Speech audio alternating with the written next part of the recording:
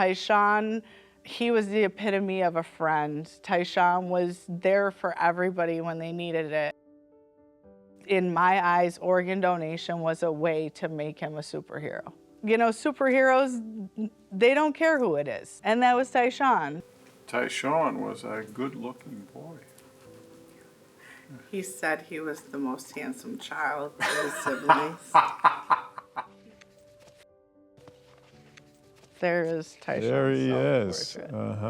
To start off, could you introduce yourself to us? My name is Gina Richardson. And you're the mom of Tyshawn Richardson. Correct.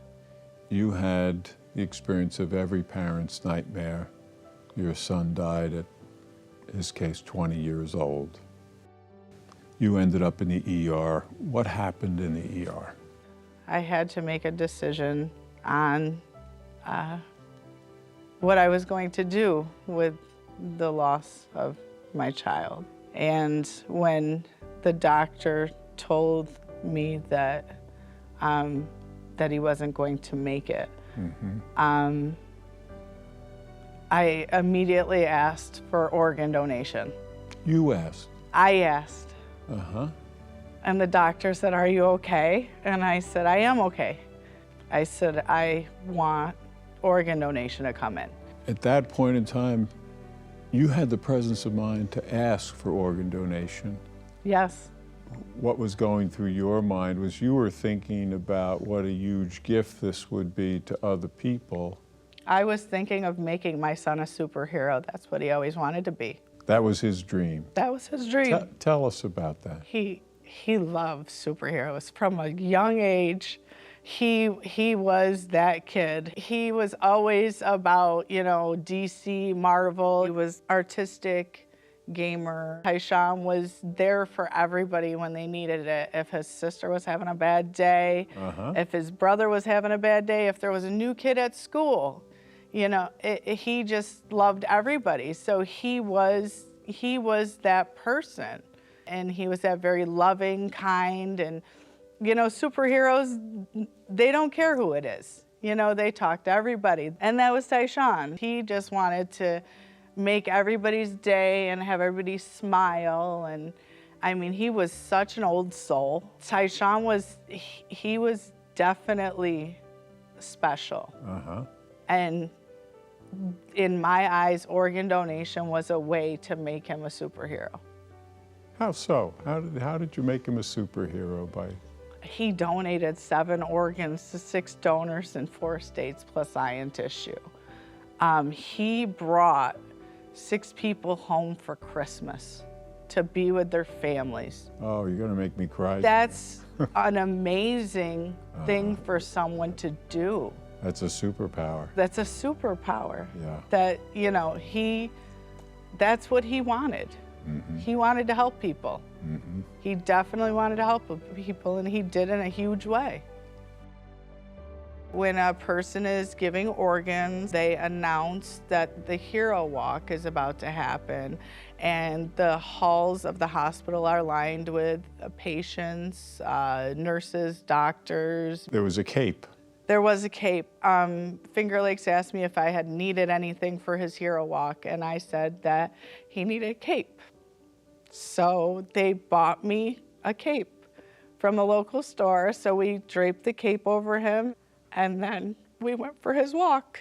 Me and Madison were behind him in the white suits, and we walked the halls of upstate and took him to the operating room to see him through with his organ donation. He had his cape on. He had his cape on. And Spider-Man under his arm. Spider-Man under his arm, and he was ready to go on his next journey. They have a meeting with you about, you know, what, if you want to do, you can do just the organs. You can, you know, you can tell them what, you know, what your wishes are. With your loved one. You can specify particular organs. You can specify. They sat me down for a meeting and asked me what I wanted. And I said that I wanted them to get the maximum donation they could possibly get. 10 out of 10 times, you don't need your organs when you pass. 10 out of 10 So 10 out of 10 times, you don't need them. Uh-huh. What are we going to do with them? Why would we not, you know, as people help each other if we can help each other in the smallest possible way? Well, that's actually one of the biggest possible ways. It's small though, because if you're gone, you're gone. So at that point, it's just a small gesture, but towards you know, for huge for somebody else, small for a family member to say, hey, I'll sit there and, you know, let you do what you have to do for a few days. With organ donation, it's a list. So, you know, and it's like a normal list we have, and, you know, number one is in the hospital and they're on their dying. last days. Yeah. What do you think gets in the way? What do you think? Because obviously you're a generous person because you are thinking this is a small thing, but other people would think this was not okay. What gets in the way of other people donating? People get in the way. It's like a giant science experiment. Yeah, yeah. Except it's on a family member, which is hard, you know, to take. You don't get to take your person home with you. You have to endure them testing the heart and testing the lungs and comparing it to the organ donation list. So this is the letter that they send. And they just tell you, they highlight the organs. The right kidney and pancreas Went to one person. went to one person. That's a 61-year-old from New York State, man. His left kidney went to a man from Tennessee, 35 years of age. His heart went to a 65-year-old woman from New York State. His liver went to a 51-year-old woman from Massachusetts. His right lung went to a 75-year-old man from Massachusetts. And his left lung was a 68-year-old man from Pennsylvania. I have heard from the left lung. The person who received the left lung wrote you a letter? I did get a letter. He said that my son was the wind beneath his wings, and that he was able to see another one of his grandchildren born. Oh. From what I've gathered from most of them, Tyshawn saved people that wouldn't have seen Christmas. Yeah. And they got a new life. Do you ever think about the people who've received Tyshawn's organs and find comfort in that?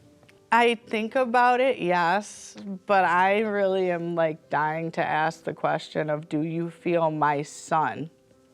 You know, did a part of him, you know, go with the organs? They were his organs. So do you feel my son? Do you feel different after there's a piece of my son in your body? Yes. You know, I want to see if his personality came through. I do, because he was definitely a character. I understand that the Finger Lakes Donor Recovery Network was so moved by Tyshawn's story that they decided to create a tradition. They did. Tell us about this. One day I received the mail because I didn't have warning, and they sent this cape to me, and this is actually the cape that is all boxed up with Tyshawn's story, and it is presented to pediatric donors or their families 16 to 18 years of age when they donate an organ. So this is Tyshawn's cape. What would you say to everybody, our audience? What are your parting words do you want to leave our audience with? Spend time with each other, spend time with your loved ones. Enjoy them. Stop fighting, stop arguing. Get to know them and enjoy each other's time. Life is short. Too short. You never know when you're gonna lose one of our loved ones. Well, thank you so much for coming to talk with us and tell us about Tyshawn and his legacy and sharing so much of yourself with us. Thank you. Thank you for having me. You're welcome. Our pleasure. Thank you for listening to my story and sharing Tyshawn's story. Thank you.